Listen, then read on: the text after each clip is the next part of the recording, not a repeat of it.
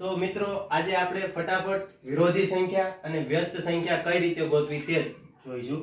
વિરોધી સંખ્યા અને વ્યસ્ત સંખ્યામાં પૂર્ણાંક હોય, અપૂર્ણાંક હોય, સમય સંખ્યા હોય, કોઈ પણ સંખ્યા હોય, રીત તમારે આ જ યાદ રાખવાની. જ્યારે પણ વિરોધી પૂછે ત્યારે નિશાની બદલવી, વ્યસ્ત સંખ્યા પૂછે ત્યારે આપણે સંખ્યા ઉલટાવી નાખવાની છે. ચલો ઉદાહરણ જોઈએ કે 3 છે તો આની વિરોધી સંખ્યા કઈ થશે? આની આગળ કઈ નથી તો પ્લસ હોય તો એને નિશાની આપણે શું કરવાનું? માઈનસ.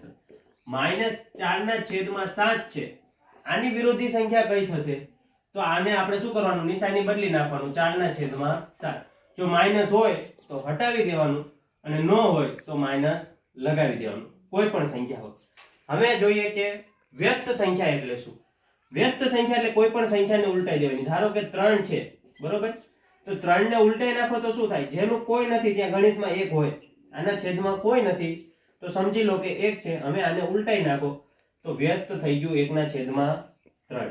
ચાલો 4/7 હતું તો આનો વ્યસ્ત શું થશે? તો 7/4. બરોબર? -5/8 હતું તો આની વ્યસ્ત સંખ્યા કઈ થશે? તો આની વ્યસ્ત સંખ્યા થશે -8/5. આમાં આપણે નિશાની બદલવાની નથી. ખ્યાલ આવી ગયો?